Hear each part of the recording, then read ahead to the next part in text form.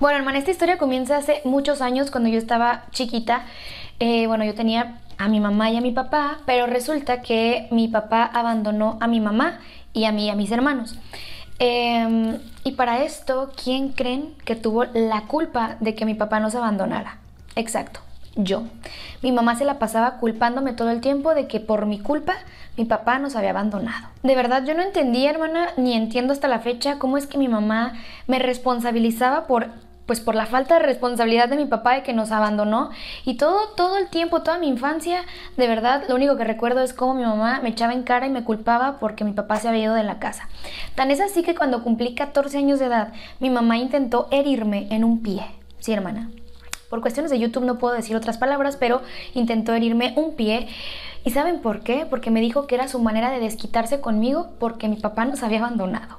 Toda la vida, hermana, toda la vida mi mamá se la pasaba culpándome por eso. O sea, yo no entendía, pero, o sea, yo decía, ok, yo creo que de tanto que mi mamá me culpaba, me comía ese cuento y decía, sí, yo tuve la culpa. O sea, porque los adultos tienen la razón, ¿no? Porque yo pensaba eso de chiquita, claro, los adultos tienen la razón. Si mi mamá dice que por mi culpa, pues por mi culpa mi papá nos dejó.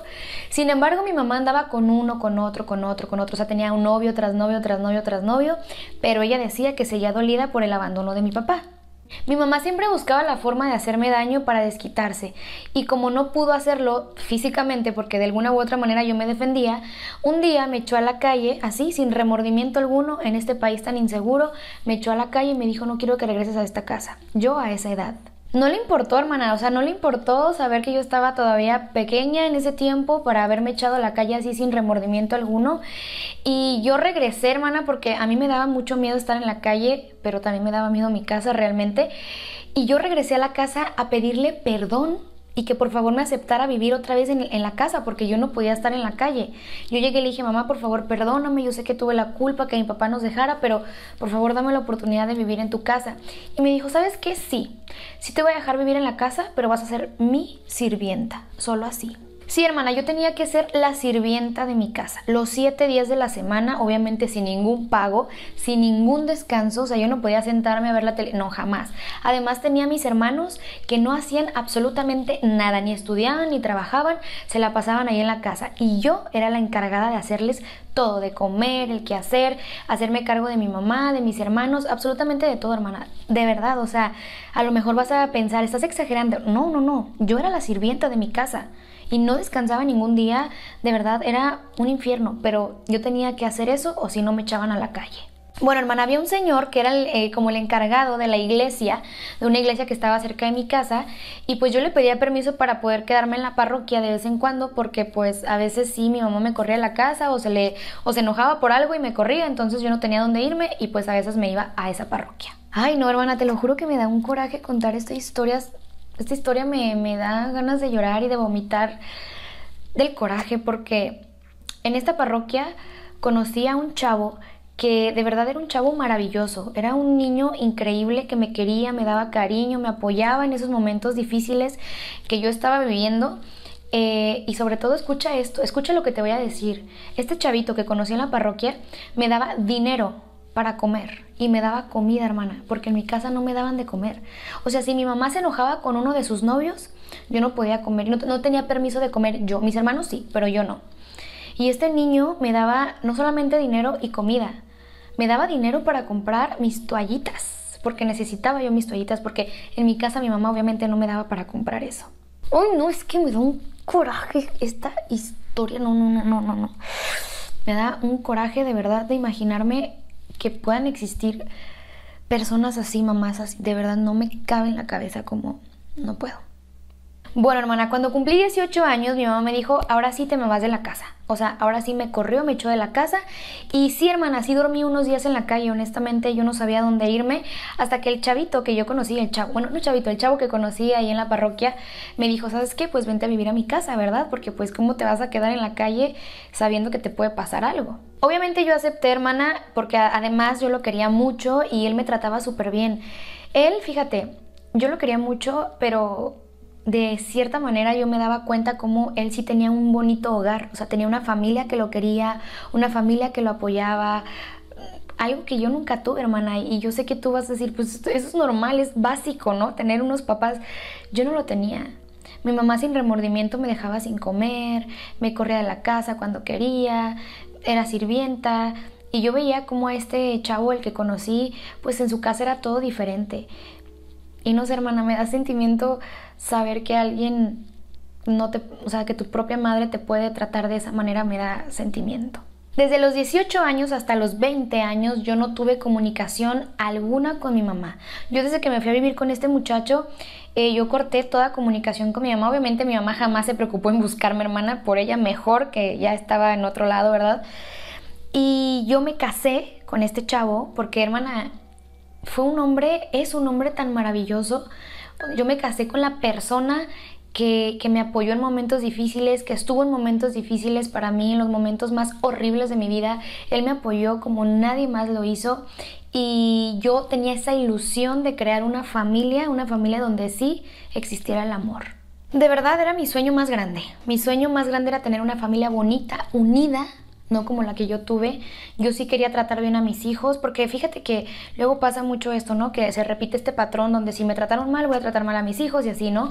Yo quería romper ese patrón, hermana. Yo no sé si a mi mamá la trataron mal en algún momento, no sé por qué, pero yo dije, de verdad quiero que tener un... Ay, es que me da sentimiento. Quiero tener un hijo, quererlo, amarlo.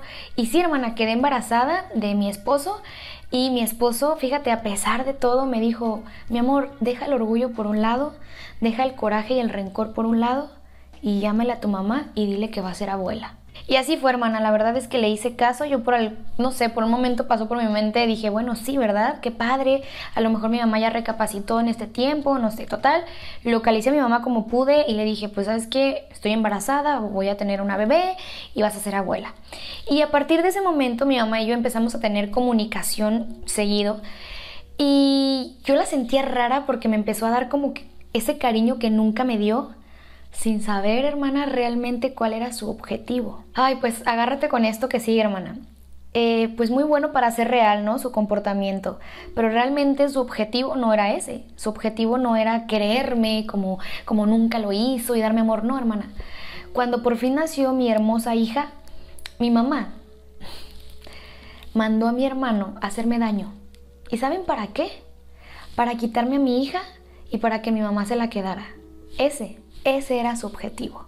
Resulta que mi mamá, no sé si te lo mencioné, mi mamá se había ido a Estados Unidos y de hecho mi esposo y yo decidimos huir del país donde estábamos e irnos a Estados Unidos. Y tú vas a decir, pero ¿por qué te fuiste a un lugar donde estaba tu mamá, no? Pero Estados Unidos es muy grande y la verdad es que nosotros vimos la posibilidad de que allá podíamos encontrar mejores oportunidades para nosotros y además huir porque mi mamá me dijo, y lo voy a seguir intentando, te voy a robar a la niña.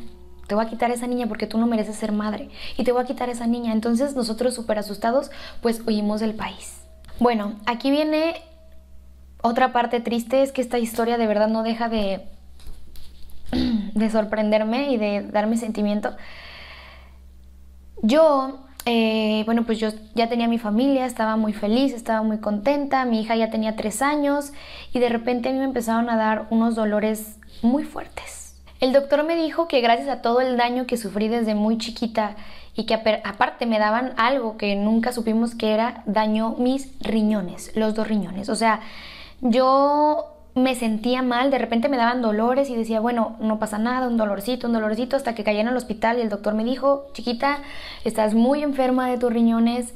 Tan es así que ya está afectando muchas más cosas, tan es así que yo te puedo diagnosticar por lo menos 1 año de vida más.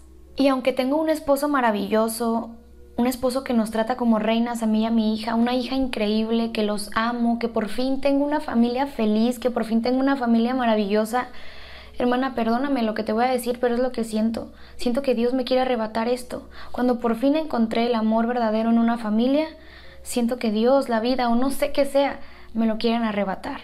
Cuando yo me enteré de esto, que tenía 1 año máximo de vida, la verdad es que 1 mes caí en depresión totalmente y me levanté, hermana, dije, no, a ver, tengo que luchar, tengo que vivir más tiempo, no, o sea, un doctor te va a diagnosticar, pero no es el fin, ¿verdad? O sea, yo presiento y siento que puede existir más posibilidades y además pues que mi hija y mi esposo pues son mi motor de vida, son mi motivación de todos los días.